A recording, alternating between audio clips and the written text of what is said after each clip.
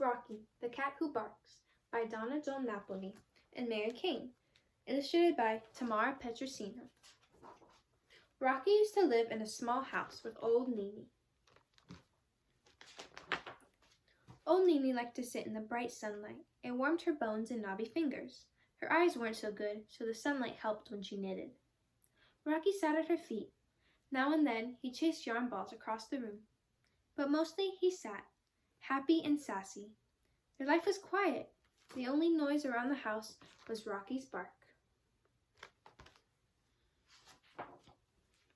Then old Nini got even older, and she had to move in with her son, who lived in an apartment building that didn't allow dogs. Rocky had to move into the house with the little monsters.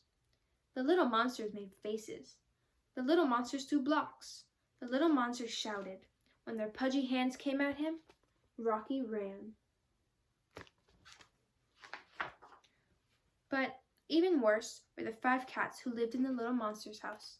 They were Misha, the big, mean mother cat; Cappuccino, who had such thick fur she looked like a lamb; Crystal Kitty, with the long hair; Callie, the only one who was smaller than Rocky; and Latte, with blue, blue eyes. When Rocky lived with old Nini, no one told him what to do. In fact, he bossed old Nini pretty good. But when Rocky pranced up to these cats and barked, they arched their backs and hissed. They circled him, showed their claws, and spat. Rocky whimpered and rolled onto his back. The cats walked off, and Rocky slunk behind the couch and hid with his special blankie that old Nini had knitted for him.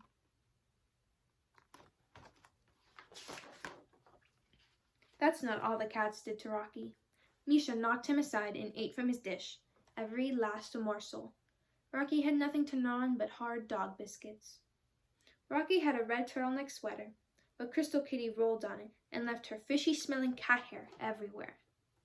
Rocky had a very nice bed that he brought with him, but Latte gave him an icy stare, and then she took it. Callie, the kitten, bit a hole in his rubber hamburger, and Cappuccino swatted his leash with her claws and shredded the end up bad.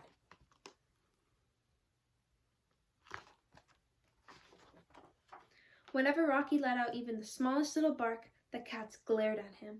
Rocky spent most of his time behind the couch, silent. All he had was the blankie that old Nini had knitted. On weekends, along with the cats, the little monsters were home all day.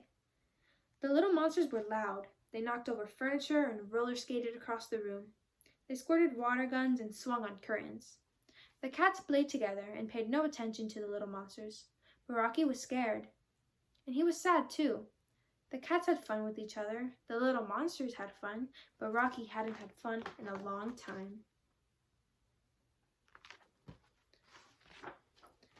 One day, the little monsters decided to play house.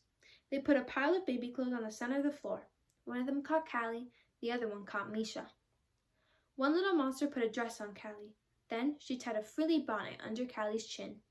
The other little monster put a jacket and big floppy booties on Misha.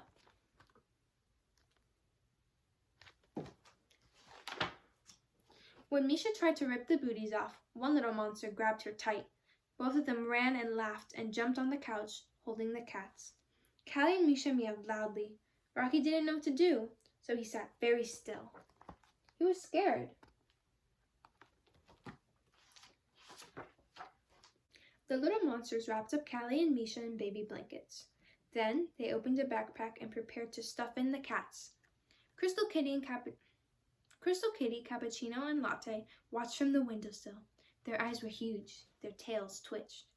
Meow, whined Callie and Misha together.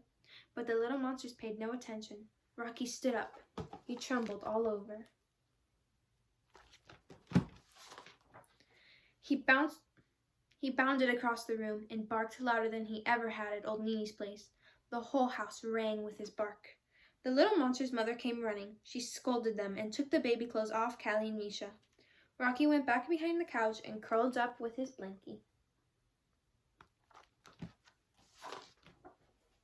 The next day, the little monsters went to school. It was quiet in the room. The cats were sitting here and there, but Rocky felt them all looking at him. Latte walked slowly across the room and sat beside Rocky. She licked him. Something strange was happening. Rocky licked back. Later, Misha stood over her own dish instead of Rocky's. She swatted a hunk of cat food. It smelled fishy, but not so bad. Rocky ate it.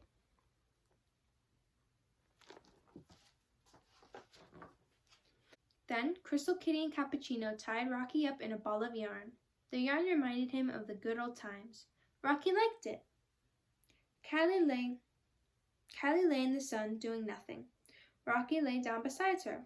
It felt a little bit like when he used to sit in the warm sunlight at old Nini's feet. That night, Rocky licked his paws and washed his face, just like the cat's. He yawned wide, just like the cat's.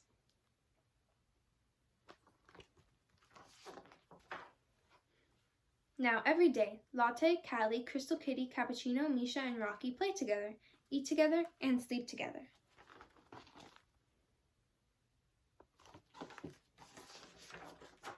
But Rocky is the only cat who barks. The end.